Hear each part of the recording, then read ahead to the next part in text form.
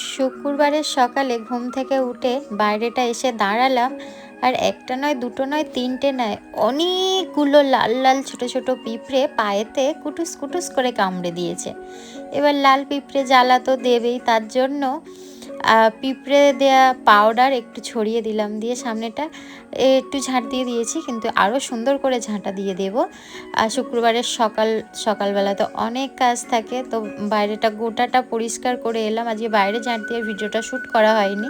তারপরে দেখো বাসন ধুয়ে নিলাম, বাসন ধুয়ে নিয়ে দেখো আমি বাইরে দাঁড়িয়ে দাঁড়িয়ে একটু গরম জল খেয়ে নিচ্ছি।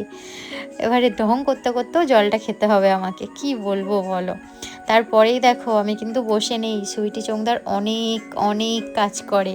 তো অনেক দিন ধরে এই পাতা কাটা পড়ে আছে, পাতা কাটা গতি আর করা হচ্ছে না, তার জন্য দেখো পাতা কাটা সব ছড়ে নিচ্ছি। এটা কিন্তু নারকেল পাতা, আর ভেবেছিলাম কাটি বের করব, কিন্তু এত ছোট ছোট পাতা, কাটি তো হবে না, ঝাঁটাও বাঁধা হবে না, তার জন্য ওই যে ছড়ে নিলাম, নিয়ে এবারে উনুনে রান্না করে নেব। তো চলো তোমাদের সাথে অনেকটা গল্প করতে করতে পাতাগুলো ছড়ে নিলাম, দেখেছো সব হয়ে গেল। আর জানো তো আমি যখন প্রথম শ্বশুরবাড়ি আসি তখন এরকম পাতা চেঁচে বের করতে পাড়ার লোক জড়ো হয়ে গেছে, বাবা এই কলকাতা থেকে এসে গ্রামে এসে এরকম পাতা কাটি বের করছে। তো যাই হোক, ওই গল্পটা নয় পরে একদিন করবো। দেখো আমি কিন্তু স্নান করে ফ্রেশ হয়ে চলে এসেছি, আর চুলগুলো দেখছো কেমন ড্যামেজ হয়েছে। সত্যি দেখো তো, সিঁদুর পরলে সত্যি মুখটা পাল্টে যায়। তো আমি নিজেকে দেখছিলাম, আর স্নান করে এসে আয়নার সামনে কিছুক্ষণ দাঁড়িয়েছিলাম। তারপর ভাবলাম না, এখনও রান্না বান্না মেয়ে খাওয়ানো এখন বাকি আছে। তো চলো রান্নার দিকে যাই। দেখো রান্না বান্না সেরে মেয়েকে খাইয়ে কিন্তু আমি খেতে বসে গিয়েছি।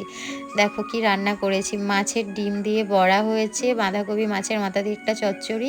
আমি কিন্তু খেতে বসে গিয়েছিলাম, তারপরে মনে পড়লো আমার তো ভিডিওটা শ্যুটই নেওয়া হলো না, রান্নার ভিডিও তো নেওয়া হয়নি।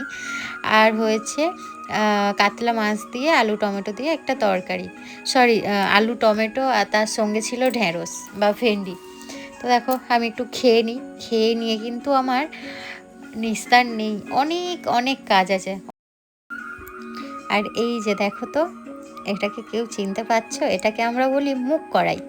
হ্যাঁ, আমাদের এগুলো চাষের একদম পিওর খাঁটি ডাল।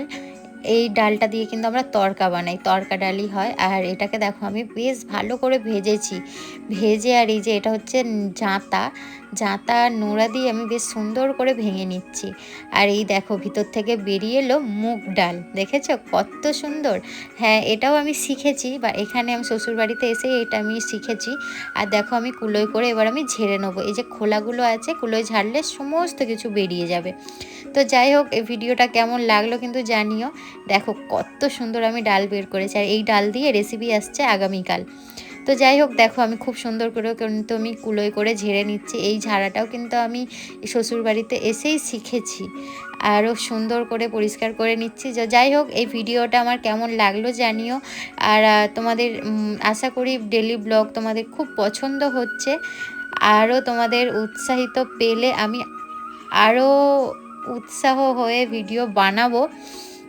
তো যাই হোক, সবাই সুস্থ থেকো, ভালো থেকো, সাবধানে থেকো, আর আমার ভিডিওর সাথে থেকো, আমাকে একটু ভালোবাসা দিও।